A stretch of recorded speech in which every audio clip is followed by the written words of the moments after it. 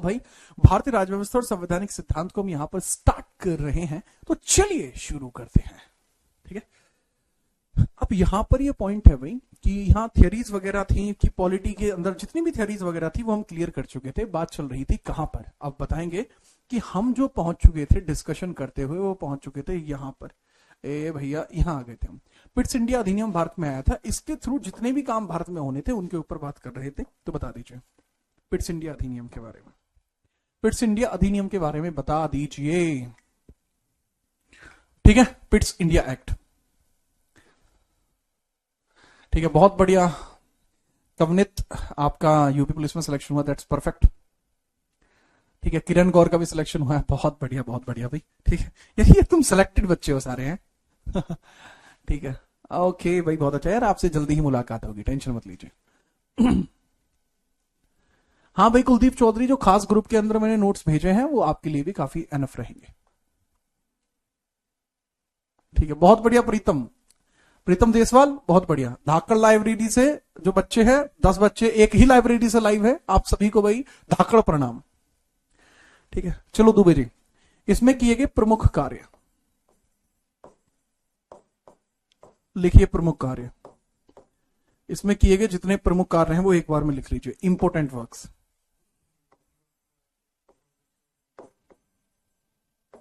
Important works.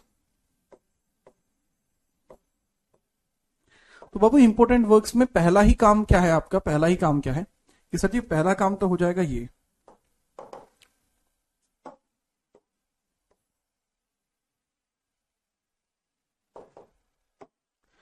पहला काम देखिए कि कंपनी के कामों को 2 भागों में बांट दिया गया। ठीक है, कंपनी के कार्यों को 2 भागों में बांट दिया गया। कंपनी के कार्यों को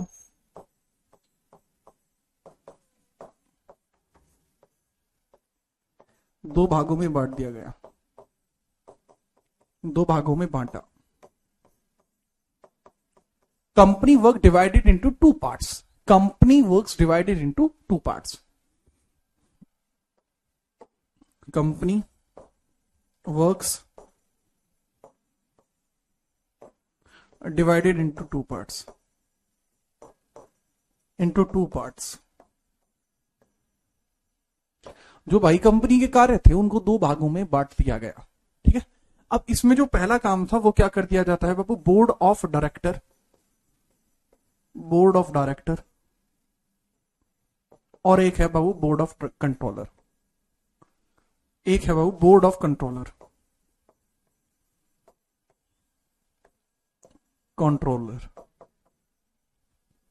ठीक है, हिंदी में कैसे लिखेंगे बाबू, इसके अंदर हिंदी में हो जाएगा सर, इसको बोलेंगे निदेशक मंडल। डायरेक्टर है तो ये निदेशक मंडल हो जाएगा, निदेशक मंडल, और ये हो जाएगा बाबू नियंत्रक मंडल। ये हो जाएगा बाबू नियंत्रक मंडल, नियंत्रक मंडल। एक हो जाएगा बाबू नियंत्रक मंडल।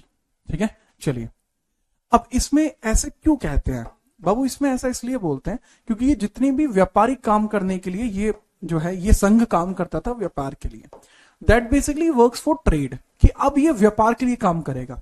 ये किसके लिए काम कर रहा था, ये व्यापारिक मामलों के लिए काम कर रहा था, व्यापारिक मामले, है ना।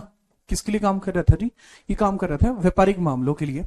और नियंत्रक मंडल जो काम कर रहा था, नियंत्रक मंडल जो काम कर रहा था वो काम कर रहा था राजनीतिक मामलों के लिए, राजनीतिक मामले। अब पूछा जा सकता है कि इंग्लिश में आप, आई गेस कि आप इंग्लिश में खुद ही लिख सकते हैं कि क्या है जी मैटर, पूरा इंग्लिश में आप लिख सकते हैं कि जी कंपनी के कार्यों को 2 भागों में बांटा गया है। तो आप देख सकते हैं कि व्यापारिक मामले यानी ये ट्रेड वाले वर्क को संभालेंगे। ट्रेड वर्क्स, ट्रेड वर्क्स, ये ट्रेड के कामों को संभालने के लिए है, trade works, and that will handle political matters, political matters, trade matters and political matters, इन दोनों मामलों को वो संभालेंगे, है ना जी हाँ। अब इसके अंदर पूछा जा सकता है कि सदस्य किसमें कितने थे। इसमें 24 सदस्य थे। इसमें सदस्य कितने थे? 24। कितने सदस्य थे बाबू? सदस्य, मेंबर्स कितने थे?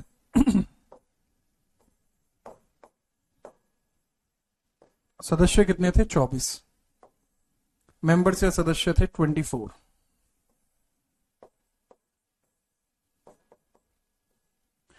और यहां पर पॉलिटिकल मैटर्स में यहां सदस्य कितने थे? 6 थे। इसमें कितने थे? 6। लेकिन मजे की बात क्या है, सैलरी किसमें कितनी थी? ठीक है, सैलरी किसमें कितनी थी? इनकी सैलरी जो है, सैलरी पेड बाई, सैलरी कौन देता था? Paid by east India company. वेतन कौन देता है? वेतन ईस्ट इंडिया कंपनी द्वारा, वेतन ईस्ट इंडिया कंपनी द्वारा दिया गया था। ठीक है, चलो। और यहां पर जो वेतन है वो ब्रिटिश सरकार के द्वारा दिया जाता था। इन 6 लोगों को वेतन कौन देगा? वेतन ब्रिटिश सरकार के द्वारा, ब्रिटिश सरकार द्वारा, ब्रिटिश सरकार द्वारा वेतन दिया जाएगा। तो ये वेतन ये दे रहे हैं, वेतन ये दे रहे हैं, तो ये इस तरीके से थोड़ा सा मैटर आपका रहेगा कि वेतन कौन दे रहा है। ठीक है, आई गेस कि आप ये बात समझ पाएंगे। इसके बाद हम बात करते हैं अगले पॉइंट के बारे में। अगले पॉइंट के बारे में हम बात करेंगे, पहले आप ये लिख लीजिए। अगर आप ये लिख पाए हैं then we will move further. अगला पॉइंट आप इसमें लिखेंगे, नेक्स्ट पेज पे लिखना पड़ेगा, जगह नहीं है अभी यहां। बिल्कुल आरती, सही बात है, ऐसे ही है।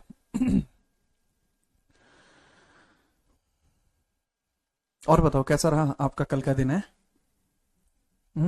मजे आए? अरे सामर्थ बेटा हो जाएगी। सालुक है, समर्थ डी सालुक है। सालुक है, आप कहां से हैं? आपका क्या नाम तो यार मजबूत लगा मुझे। खैर, आप इसको नोट करो, फिर आगे बढ़ते हैं।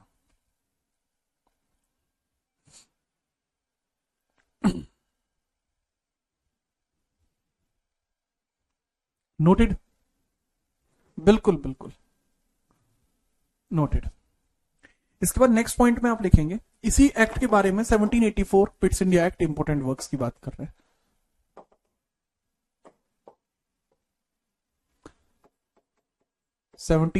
पिट्स इंडिया एक्ट,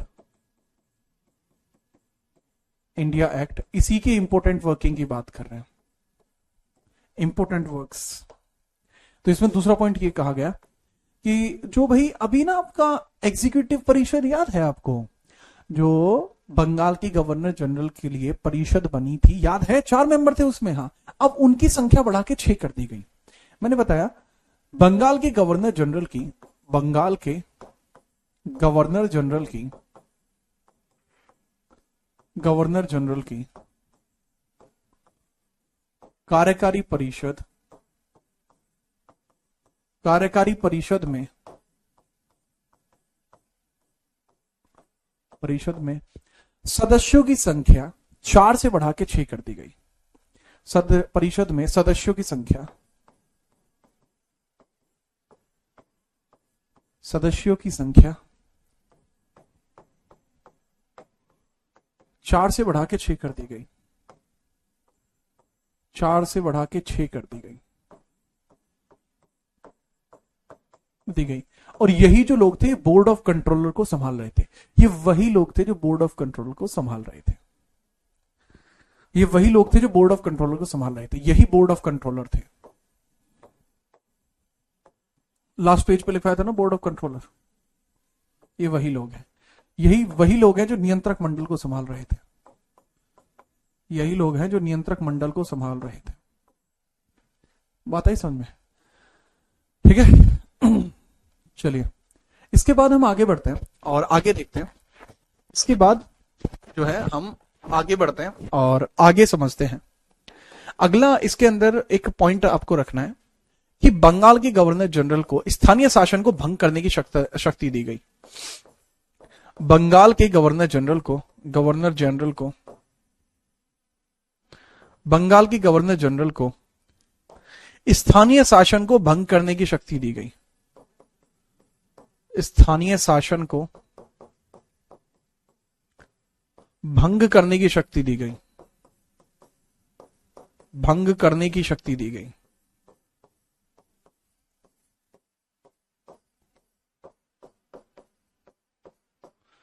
ठीक है, स्थानीय शासन को भंग करने की शक्ति दी गई।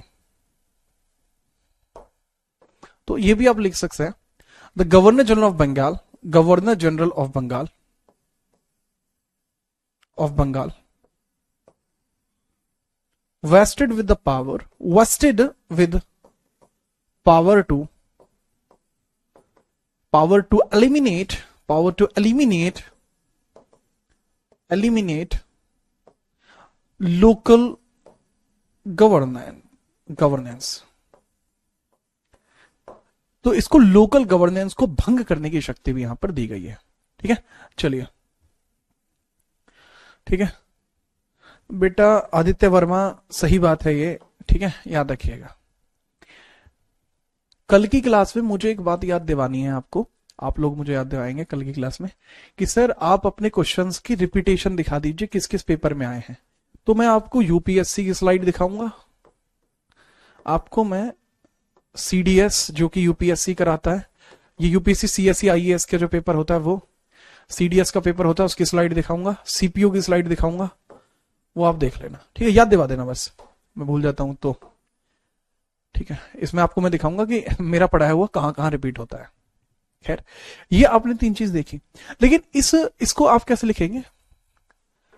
Governor general of Bengal, governor general of Bengal, governor general of Bengal, governor general of Bengal executive council, executive council, governor general of Bengal executive council extended, council extended from 4 to 6, sorry, from 4 to 6।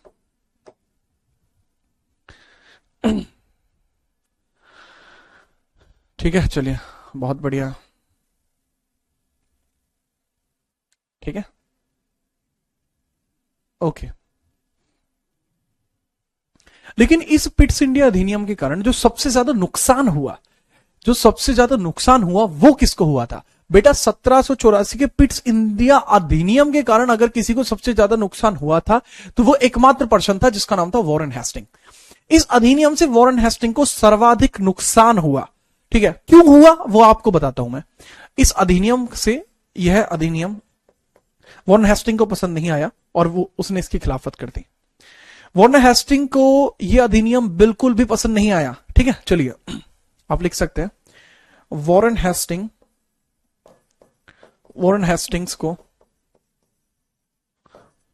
Hastings इस अधिनियम का विरोध करता है, इस अधिनियम का विरोध करता है, इस अधिनियम का विरोध करता है।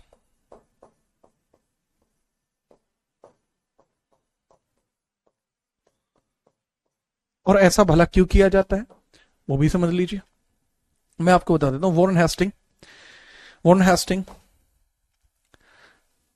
Opposed this act. ठीक है, चलिए, Warren Hasting oppose this act, ये अपोज्ड द एक्ट। अब क्यों किया गया है इसके द्वारा? Opposed the act. And do you know the reason why? ऐसा क्यों किया गया? बताते हैं ऐसा क्यों किया गया। वॉरेन हेस्टिंग के द्वारा इसका विरोध इसलिए किया गया कि वॉरेन हेस्टिंग अभी तक ट्रेड के मामले और पॉलिटी के मामले दोनों को संभाल रहा था। मतलब कहने की बात यह है कि अभी तक जो वॉरेन हेस्टिंग या बंगाल का गवर्नर जनरल है, उसके पास बोर्ड ऑफ डायरेक्टर की भी शक्ति थी, बोर्ड ऑफ कंट्रोलर की भी शक्ति थी, पैसा भी था, पावर भी था। लेकिन अब उसके सामने एक विकल्प रख दिया गया, या तो पैसा छाट ले भाई, या फिर पावर, दोनों में से एक चीज। तो भैया ये हो जाती है दिक्कत, या तो पैसा या पावर, एक चीज। तो ये तो दिक्कत की बात हो गई ना। हाँ सर, ये तो दिक्कत की बात हो गई। तो ऐसी परिस्थिति में वॉरेन हेस्टिंग इसका विरोध करता है और यह इंग्लैंड चला जाता है, इसका विरोध करता है और इंग्लैंड चला जाता है। कब गया इंग्लैंड? 1784 में इंग्लैंड चला गया।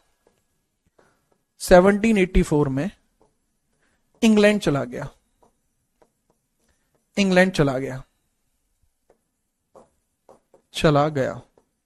went to England, went to England.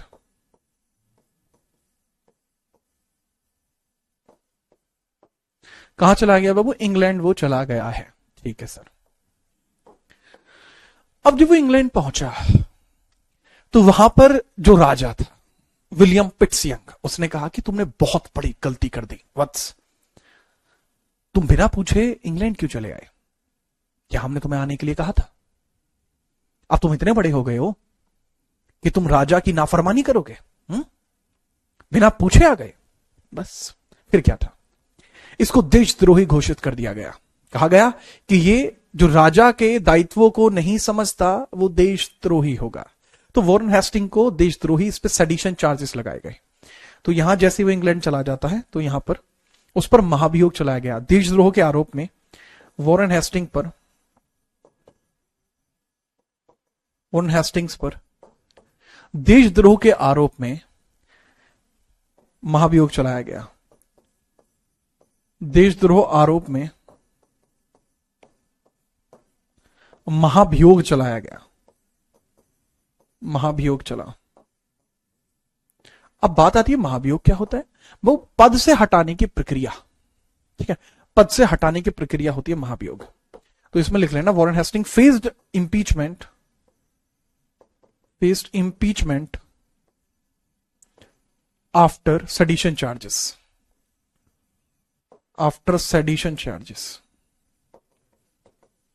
Faced impeachment after sedition charges. Impeachment उसने फेस करा है सेडिशन चार्जेस के बाद। ठीक है, याद रखना।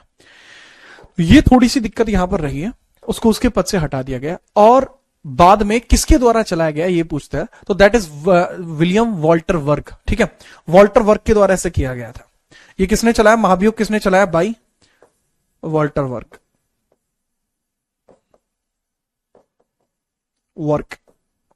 वक्र वॉल्टर के द्वारा चलाया गया था। वक्र नाम के व्यक्ति ने चलाया था। वॉल्टर वर्क के द्वारा चलाया गया है। ठीक है, दूसरी बात, ये तो चलो हो गया क्लियर। क्या उस पे लगा हुआ इंपीचमेंट सच साबित हुआ? जी हां, पाया गया कि यह आदमी ही गलत है, इसके ऊपर जो भी कार्रवाई हुई है वो बिल्कुल सही हुई है, इसको इसके पद से हटा दिया जाए। तो 1785 में वॉरेन हेस्टिंग को उसके पद से हटा दिया गया। तो 1785 में वॉरेन हेस्टिंग को पदमुक्त कर दिया गया। Warren Hastings removed from the post removed from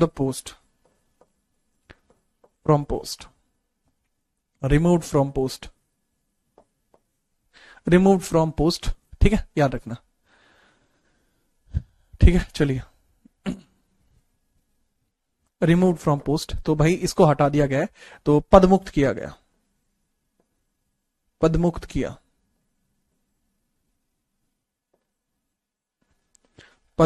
गया।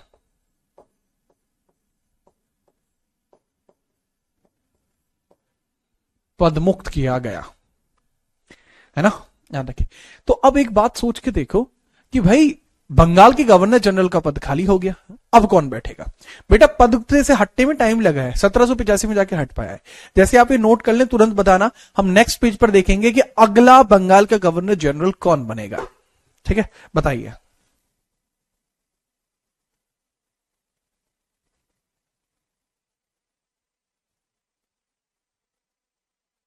ठीक है,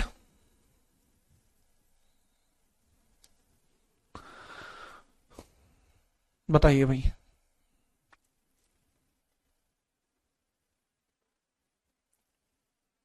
करें स्टार्ट? नोट हो गया?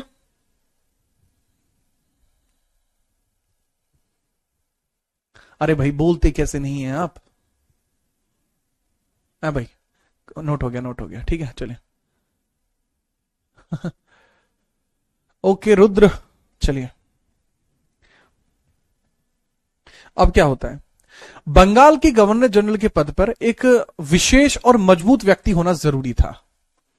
बंगाल के गवर्नर जनरल के पद पर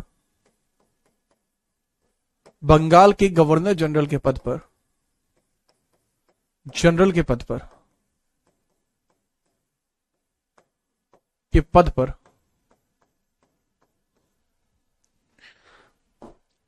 एक महत्वपूर्ण व्यक्ति को भेजा गया।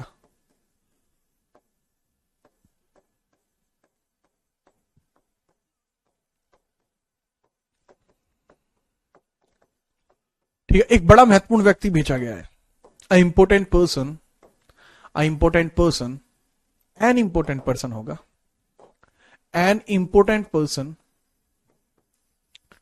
N important person sent on post of Governor General of Bengal,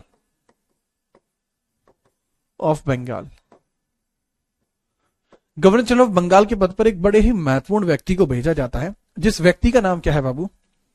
Charles Cornwallis. इसका नाम है चार्ल्स कॉर्नवालिस।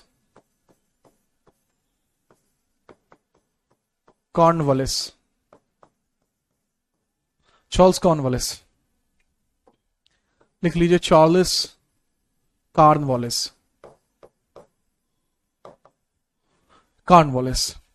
ठीक है, चार्ल्स कॉर्नवालिस यहां पर बैठ जाएगा। ठीक है, अब चार्ल्स कॉर्नवालिस की हम बात करते हैं। ठीक है, चार्ल्स कॉर्नवालिस की अब हम बात करते हैं, या फिर आप समझना, इस व्यक्ति को जब पद पर बिठाया गया तो इसकी एक डिमांड थी कि अगर तुम मुझे ये करोगे मेरे लिए तो ही मैं भारत में जाऊंगा, वरना मैं भारत में नहीं जाऊंगा। तो उसकी मांग सुनिए, उसकी मांग क्या, व्हाट इज हिज डिमांड। अब वो मांग क्या रहा है भाई? उसने कहा भाई, सीधे तौर पे उसने कहा कि मुझे ना प्रधान सेनापति की शक्ति दो, मतलब इंडिया में जितनी भी आर्मी है उसकी शक्ति मुझे दो। उसने ऐसा क्यों कहा? किताब में लिखा हुआ है ऐसा उसने मांगा था, पर क्यों कहा था वो समझो, इसके पीछे मेंटालिटी क्या रही होगी। दरअसल ही वॉज ए मार्क्यूज, एक मार्क्यूज था ये। मार्क्वीज क्या होता है? मार्क्वी मतलब बोलते हैं मार्क्वी, ही वॉज ए मार्क्वी, मार्क्वीज था ये। मार्क्वीज कौन होता है? एक ऐसा आदमी जिसने सेनाओं को चलाया हो, सेनापति रहा हो। जब वो चल रही थी ना, रेवोल्यूशन ऑफ फ्रांस चल रहा था, जब फ्रांस की क्रांति चल रही थी तो ब्रिटेन की तरफ से लड़ रहा था ये, तो मजबूत एक अच्छा योद्धा था ये, एकदम मजबूत, मतलब कह सकते सेनापति, अलग लेवल का सेनापति था। तो इसने कहा था कि अगर मैं भारत में जाऊंगा ना तो मैं ऐसे तो नहीं जाऊंगा, मुझे सेनाओं का पूरा कंट्रोल चाहिए, क्योंकि आई एम ए मार्क्वीज। तब जाके इसको कहा गया कि ठीक है भाई तू चला जा, हम तुझे सेना का कंट्रोल दे देंगे। तो इसी के लिए स्पेशली 1786 में एक और संशोधनात्मक अधिनियम किया गया। 1786 संशोधनात्मक अधिनियम किया गया। इसको बोलते हैं act of settlement of 1786। Act of settlement of 1786, 1786 का संशोधनात्मक अधिनियम। इसमें केवल एक ही पॉइंट आप लिखेंगे, बंगाल के गवर्नर जनरल को बंगाल के गवर्नर जनरल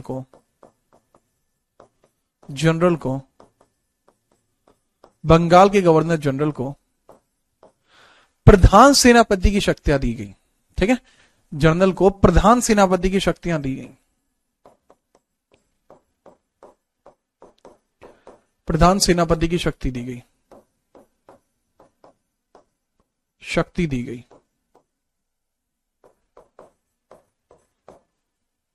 ठीक है, प्रधान सेनापति की शक्ति दी गई। तो आप लिख लेना, governor general of Bengal got the power of ठीक है आर्मी चीफ, आर्मी चीफ की पावर जो है उसको दी गई है बाबू। ठीक है, अच्छा एक बात और याद रखना बाबू, वो भी थोड़ा समझिएगा। ठीक है, वो भी थोड़ा आपको समझनी होगी कि यहां पर जो इसको प्रधान सेनापति की शक्तियां मिली हैं तो ये कितने समय तक यहां पर रहा है वो भी आपको समझना होगा। 1786 से लेकर 93 के बीच में कॉर्नवालिस यहां पर रहा। ठीक है, चलो 1786 की से लेकर कॉर्नवालिस की बात कर रहा हूं, कॉर्नवालिस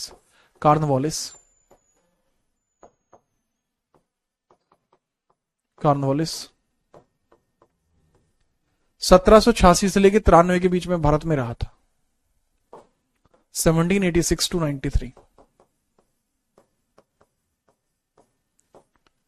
है कि नहीं? है कि नहीं? हाँ सर, वो इसी समय में भारत में रहा था। तो जब वो भारत में इस समय रहा था तो इसने कुछ काम किए, जैसे भारत में पुलिस सेवा का जनक किसको कहा जाता है? 1793 पुलिस सेवा का जनक, पुलिस सेवा जनक, फादर ऑफ पुलिस सर्विसेज कहा जाता है इसको, father of police services, police services. ठीक है, दूसरा बाबू, भारत में सिविल सेवा का जनक, सिविल सेवा का जनक, सिविल सेवा का जनक, father of civil services, civil services, civil services का जनक भी इसको कहा जाता है। और एक और कहा जाता है, 1793 में इसने 1792 में इसने जमींदारी सिस्टम स्टार्ट किया था, जमींदारी सिस्टम, जमींदारी सिस्टम स्टार्ट किया था।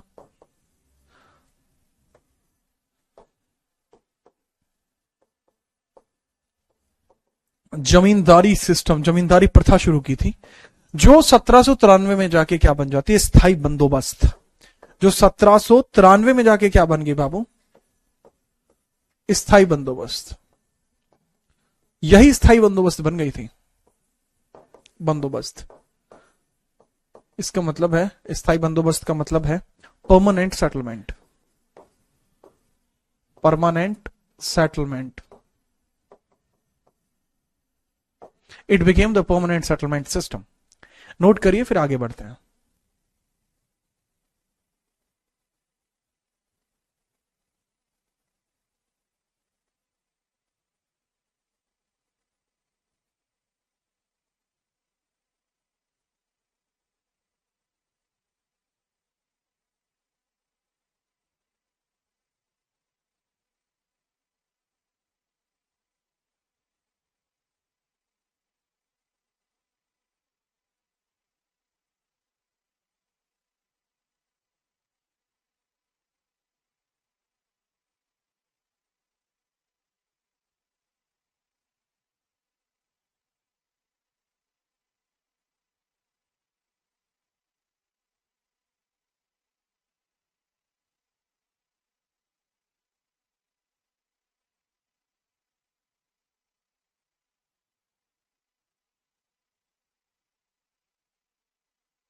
जी हाँ, आज एक बच्चे का जन्मदिन है और उस बच्चे को मेरी संपूर्ण शुभकामनाएं कि वो अपने जीवन में बहुत अच्छा करे।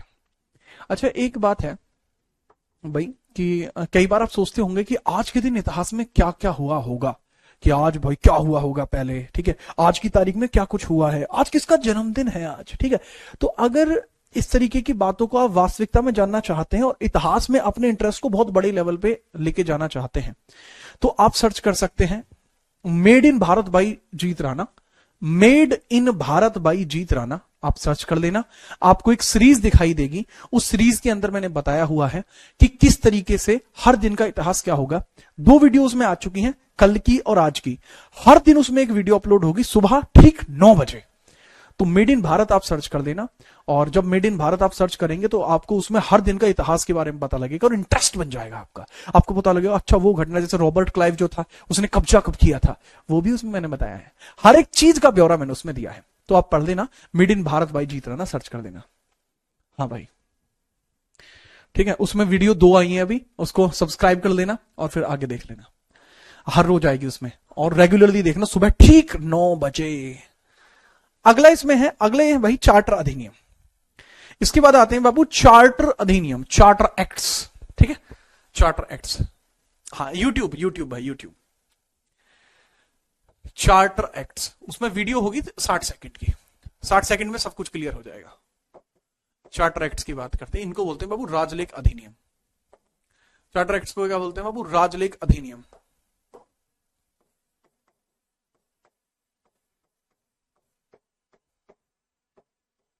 और राजलेख अधिनियम, कितने चार्टर हैं हमारे? सर 4 चार्टर हमें देखने को मिलते हैं। चार्टर अधिनियम अपने कितने हैं भाऊ? 4 चार्टर हमें देखने को मिलते हैं, और इन 4 चार्टर्स की हम बात करते हैं।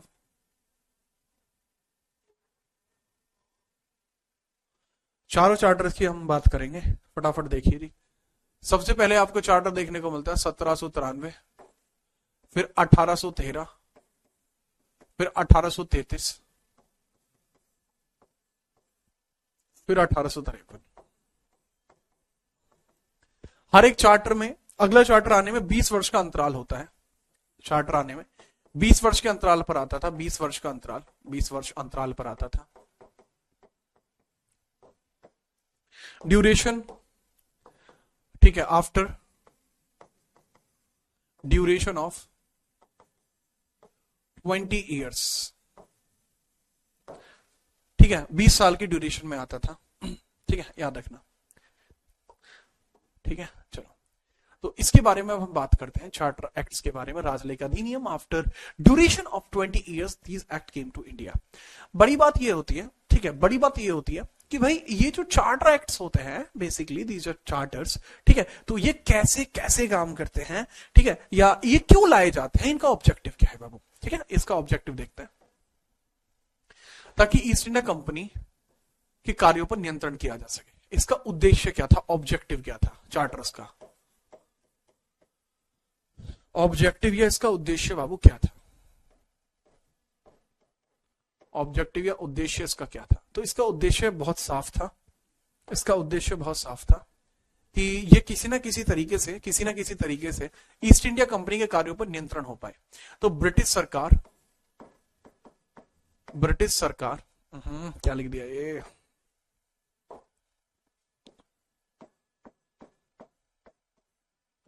ब्रिटिश सरकार ईस्ट इंडिया कंपनी के कार्यों पर नियंत्रण कर पाए, कंपनी के कार्यों पर नियंत्रण कर पाए, नियंत्रण कर पाए, नियंत्रण कर पाए।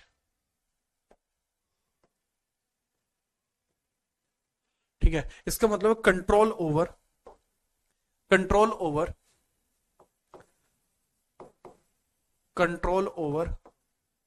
Works of East India Company, control over works of East India company.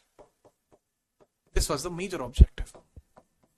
ठीक है बाबू, कितने ड्यूरेशन पे आते थे, 20 साल में आते थे। ठीक है जी हाँ। अब हम इसके बारे में बात करेंगे, ठीक है, किसके बारे में बात करेंगे, 1793 के बारे में, जो पहला चार्टर आया है उसकी बात करेंगे। पहला चार्टर अधिनियम, पहला चार्टर अधिनियम, पहला चार्टर कब आया है बाबू, 1793 में। अब इसको समझिए, कब आया, 1793 में। अब इसके बारे में समझने की कोशिश कीजिए। पहला पॉइंट इसमें आपको लिखना होगा, पहला पॉइंट क्या होता है। पहला पॉइंट बाबू इसमें यह था कि कंपनी, ईस्ट इंडिया कंपनी को ब्रिटिश सरकार को प्रतिवर्ष करों के अलावा 5 लाख रुपए और देने होंगे। ईस्ट इंडिया कंपनी को ब्रिटिश सरकार को करों के अलावा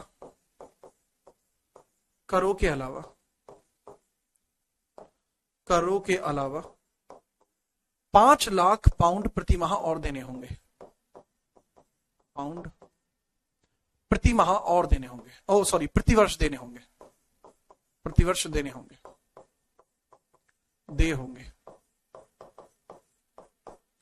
ठीक है, बात है समझ में, जी हाँ। तो इसको अब लिख लेंगे, east India company must pay, east India company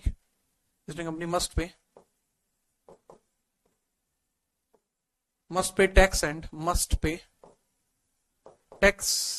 and 5 lakh pounds per year to British government,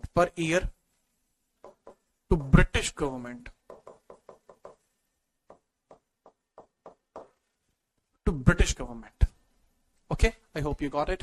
पहला पॉइंट तो यही था बाबू। दूसरा पॉइंट कि जो अभी आपको मैंने एक चीज बताई थी बाबू, एक बार ना मैं पीछे लेके जा रहा हूं, ठीक है, यहाँ पे, इसके पीछे, यहाँ पे आप देख रहे हो कि जो नियंत्रक मंडल है, इसको सैलरी कौन दे रहा है, वेतन ब्रिटिश सरकार के द्वारा दिया जा रहा है। चेंज कर दिया, कि अब बोर्ड ऑफ कंट्रोलर को भी वेतन कौन देगा? बोर्ड ऑफ कंट्रोलर को भी वेतन अब किसके द्वारा दिया जाएगा? ईस्ट इंडिया कंपनी के द्वारा। तो बोर्ड ऑफ कंट्रोलर अर्थात नियंत्रक मंडल को भी वेतन ईस्ट इंडिया कंपनी ही देगी। यह भी आप लिख लीजिए, बोर्ड ऑफ कंट्रोलर को वेतन यानी नियंत्रक मंडल को वेतन, नियंत्रक मंडल को वेतन, नियंत्रक मंडल को वेतन, नियंत्रक मंडल को वेतन ईस्ट इंडिया कंपनी ही देगी। नियंत्रक मंडल को भी वेतन बाबू ईस्ट इंडिया कंपनी ही देगी। ठीक है, तो याद रख लेना, salary of board of controller, board of controller given by east India company. कोई दिक्कत तो नहीं है इसमें? जरा छोटी मोटी दिक्कत तो नहीं है? बढ़िया, ठीक है। तीसरा पॉइंट इसमें लिखेंगे आप, कंपनी के राजस्व प्राप्ति के कार्य और न्यायिक कार्य अलग अलग हो जाएंगे। ठीक है, कंपनी के राजस्व प्राप्ति कार्य, कंपनी के राजस्व प्राप्ति कार्य, टैक्स कलेक्टिंग वर्क्स, राजस्व प्राप्ति कार्य तथा न्यायिक कार्य प्रत्यक्ष प्रत्यक्ष हो जाएंगे, न्यायिक कार्य भिन्न हो जाएंगे, पृथक हो जाएंगे। न्यायिक कार्य क्या हो जाएंगे? पृथक हो जाएंगे, पृथक होंगे, पृथक होंगे। इस चीज का मतलब क्या है बाबू? इस चीज का मतलब आप समझिएगा, ठीक है। Judicial and revenue collection work, judicial and separation between, English में लिखेंगे separation, separation of judicial and revenue collection work। ठीक है, ये आपको यहां देखने को मिल जाएगा। फोर्थ पॉइंटर यहां पे क्या देखने को मिल जाएगा? वो फोर्थ पॉइंटर बहुत ध्यानपूर्वक आप समझेंगे और देखेंगे कि जो चौथा पॉइंट था वो किस प्रकार से था। चौथा पॉइंट बाबू कुछ इस प्रकार से था कि भारत के अंतर्गत या अभी तक जो चार्टर अधिनियमों के अधीन कार्य चल रहा था, चार्टर अधिनियमों के अधीन जो कार्य चल रहा था उसके बारे में मैं बता रहा हूं कि भैया अब कंपनी की मोनोपोली भारत में 20 वर्ष के लिए बढ़ा दी जाएगी। कंपनी का एकाधिकार पत्र 20 वर्ष के लिए बढ़ा दिया जाएगा। कंपनी एकाधिकार पत्र, कंपनी का एकाधिकार पत्र, एकाधिकार पत्र, कंपनी का एकाधिकार पत्र 20 वर्ष के लिए बढ़ेगा, के लिए बढ़ जाएगा, बढ़ जाएगा।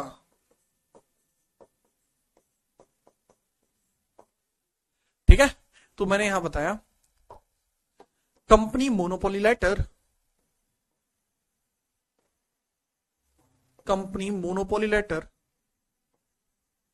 Monopoly letter extended by 20 years, extended by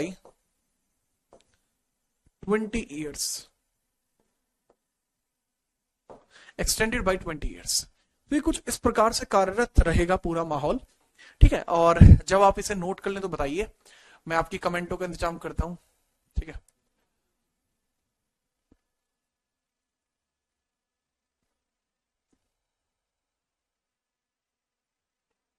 ठीक है, फटाफट भाई अगर ये नोट कर लिया है तो बताइए। साहिल राज नाम का एक लड़का है जो कुछ कह रहा है। बेटा साहिल, दरअसल यही पैटर्न है जो मैं फॉलो कर रहा हूं ना, पैटर्न, इसी पैटर्न को मैं अब से पीछे तकरीबन 5-6 साल से फॉलो कर रहा हूं। ठीक है, और इससे बच्चों को सबसे अच्छा समझ में आता है। या तो आप नए हैं या फिर आप मतलब सही मार्ग पे नहीं है, तो आप समझिए बाबू, थोड़ा सा आपको बदलाव करना होगा।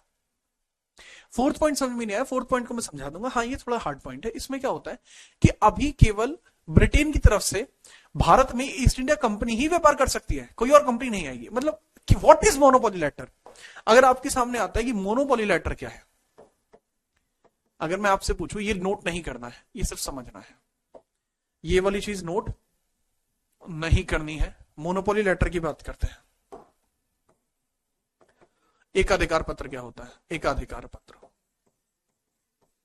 भाई ईस्ट इंडिया कंपनी को एकाधिकार पत्र मिला था सन 1600 में। ईस्ट इंडिया कंपनी को जो मोनोपोली लेटर मिला, ईस्ट इंडिया कंपनी को जो मोनोपोली लेटर मिला, ये कब मिला था बाबू? ये मिला था 31 दिसंबर 1600 में। इसका मतलब क्या होता है? जैसे मान के चलिए ब्रिटेन है, let's suppose this is Britain and let's suppose this is India, this is India. तो मैटर कुछ इस तरीके से है। ऐसा तो है नहीं ब्रिटेन में एक ही कंपनी होगी, ठीक है, चलिए ऐसा तो है नहीं ब्रिटेन में खाली एक ही कंपनी होगी, बहुत सारी कंपनियां हो सकती हैं। ये कंपनी, ये कंपनी, ये कंपनी, ये कंपनी, ये कंपनी, ये कंपनी, ये अलग अलग कंपनियां हैं। लेकिन इसमें मान के चलो ये वाली कंपनी जो है ये ईस्ट इंडिया कंपनी है, ये वाली कंपनी ईस्ट इंडिया कंपनी है, ये वाली, let's suppose this is east India company. तो ईस्ट इंडिया कंपनी को मान के चलो इसको है अगर मोनोपोली प्राप्त, मोनोपोली प्राप्त है, ठीक है, मोनोपोली लेटर इसके पास है। अगर ये मोनोपोली लेटर इसका एक्टिव है तो केवल यही भारत में जाके व्यापार कर सकती है, बाकी कंपनियां भारत में नहीं जा सकती, बाकी कोई और कंपनी भारत में नहीं जा सकती, कोई और कंपनी भारत में नहीं जा सकती। बताइए समझ में? रीजन क्या है? क्योंकि इनके पास मोनोपोली नहीं है, इसके पास मोनोपोली है। इसका मतलब है एक अधिकार, एकाधिकार। तो इसके पास जो एकाधिकार पत्र था ना बाबू, एकाधिकार पत्र ईस्ट इंडिया कंपनी के पास व्यापार करने जाने का भारत में, उसको 20 वर्ष के लिए बढ़ा दिया गया, ठीक है। वो मोनोपोली लेटर को कितने साल के लिए बढ़ा दिया गया? 20 साल के लिए बढ़ा दिया गया। और ये सारी की सारी बातें जो है ये पहले चार्टर 1793 में थी। अब अगला चार्टर आप देखेंगे 1813 का चार्टर, नोट होते बता देना।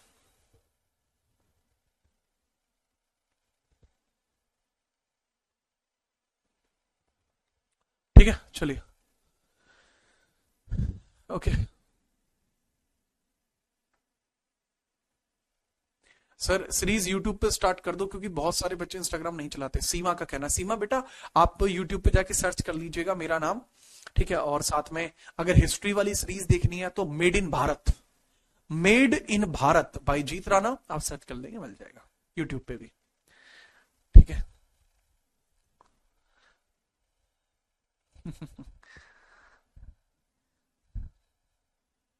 याद कर लिया? जीना पौना छड्ड दी चुन्नी ते ला दी सिक्कियां, सिक्खी मेरी करके पंजाब दियां लिपियां, मथे दा टिक्का भुल गई रखा ने मेरे प्यार च, किदे याद रवियां बिंदी हाथ टिप्पियां। क्या आप नोट कर पाए? क्या आप नोट कर पाए भाई? नोटेड भाई, ठीक। संजू अगर आपने नोट कर लिया है तो अब आगे लिखेंगे 1813 चार्टर, 1813 का चार्टर, 1813 का चार्टर। इसमें ज्यादा कुछ खास काम नहीं हुआ है, ठीक है। चलिए इसमें सबसे पहला काम यह हुआ है कि कंपनी जो है अपनी, ये जो ईस्ट इंडिया कंपनी है, ईस्ट इंडिया कंपनी भारतीय शिक्षा में 1 लाख पाउंड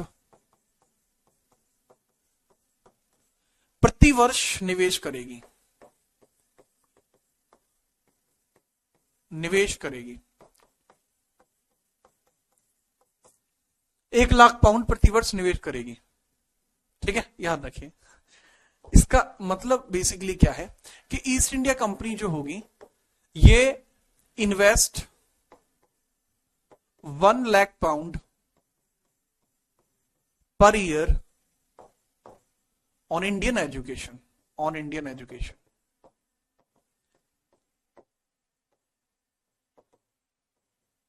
ठीक है, ये इस तरीके से बात की गई। क्लियर? बढ़िया।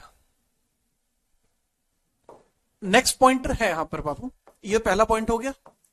ये दूसरे पॉइंट की अब हम बात करते हैं कि भाई भारत के अंदर ईसाई मिशनरियों का आगमन हुआ, भारत में ईसाई मिशनरियों का आगमन हुआ, भारत में ईसाई मिशनरियों का आगमन, ईसाई मिशनरियों का आगमन, मिशनरियों का आगमन,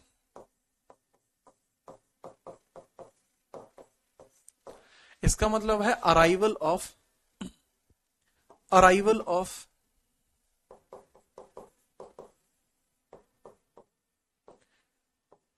क्रिश्चियन प्रीस्ट्स इन इंडिया। भारत के अंदर जो ईसाई मिशनरी है वो आना शुरू कर देते हैं यहां से, ठीक है, याद रखना, इंपॉर्टेंट। यस, किस लिए आते हैं? ताकि वो भारत के अंदर अपनी धर्म, ईसाई धर्म का प्रचार कर पाए, ठीक है, वो इसलिए भारत में आते हैं। नेक्स्ट, इससे अगला पॉइंट, नेक्स्ट पॉइंट है अगला, वो समझिए कि जो कंपनी, ईस्ट इंडिया कंपनी के पास जो मोनोपोली लेटर था वो पार्शियली अबॉलिश कर दिया जाता है। ईस्ट इंडिया कंपनी का एक अधिकार पत्र, ईस्ट इंडिया कंपनी का एक अधिकार पत्र, एकाधिकार पत्र आंशिक तौर पर समाप्त किया गया, आंशिक समाप्त कर दिया गया, ठीक है, यानी पार्शियली अबॉलिश कर दिया गया। ये जो मोनोपोली लेटर था, monopoly letter abolished partially, abolished partially, इसको वो पार्शियली अबॉलिश कर दिया गया, ठीक है। चलिए अब इसको थोड़ा सा याद रखेंगे, इसको थोड़ा ऐसे भी समझने की कोशिश करेंगे कि ईस्ट इंडिया कंपनी का अगर मोनोपोली लेटर खत्म हो गया तो यानी अब ब्रिटेन की अन्य कंपनियां भी भारत में आ सकती थी। भारत में ब्रिटेन की अन्य कंपनियों का आगमन, ब्रिटेन की अन्य कंपनियों का आगमन, अन्य कंपनियों का आगमन, अन्य कंपनियों का आगमन, कंपनियों का आगमन,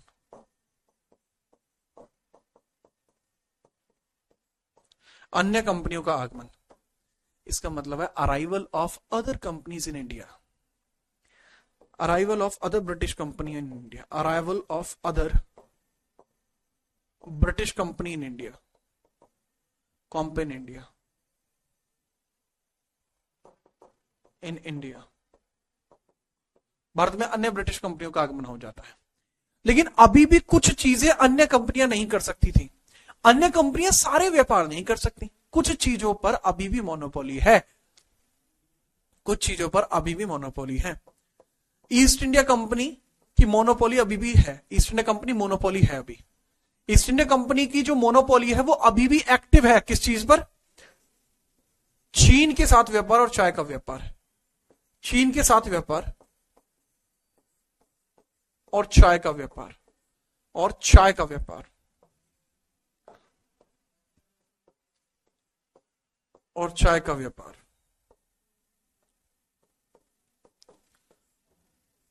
ट्रेड विद चाइना और ट्रेड ऑफ टी, तो ये दोनों के दोनों अभी भी हैं। तो ये अभी भी ईस्ट इंडिया कंपनी की मोनोपोली है, बाकी स्थानों से ईस्ट इंडिया कंपनी की मोनोपोली खत्म हो चुकी थी, ठीक है। निवेश का मतलब होता है किसी चीज के ऊपर पैसे खर्च करना ताकि वो चीज भविष्य में फायदा दे, दैट इज कॉल्ड इन्वेस्टमेंट। तो ये इन्वेस्टमेंट यहां से स्टार्ट हुआ था। तो 1813 के चार्टर में बाबू ये सारी चीजें आपको देखने को मिली। आज की क्लास यहीं तक रहेगी, इसके अलावा किसी बच्चे को कोई समस्या है तो वो पूछ ले, वरना आज की क्लास को हम यहीं एंड करेंगे। आपका बहुत बहुत आभार, आपने क्लास के अंदर शांति बनाए रखी और किसी बच्चे को कोई समस्या भी नहीं आई, बहुत अच्छी बात है ये तो, ठीक है। तो बेटा आज की क्लास यहीं खत्म होगी। अगर किसी बच्चे को कोई डाउट है तो पूछ सकता है, वरना अगली क्लास में जब हम आएंगे तो अगले चार्टर से शुरू करेंगे, चार्टर 1833, ठीक है। बड़ा अच्छा लगता है यार आपकी क्लास में मुझे आना, क्यों? रीजन आप जानते हैं, बड़े स्पेशलिस्ट बच्चे हैं आप। राहुल कैसे हैं भैया आप? चलो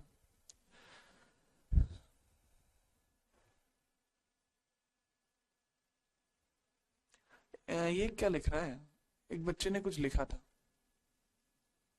हरियाणवी बोल के दिखा दो यार भाई, की बोल के दिखाना हरियाणवी में है, बोलना क्या है?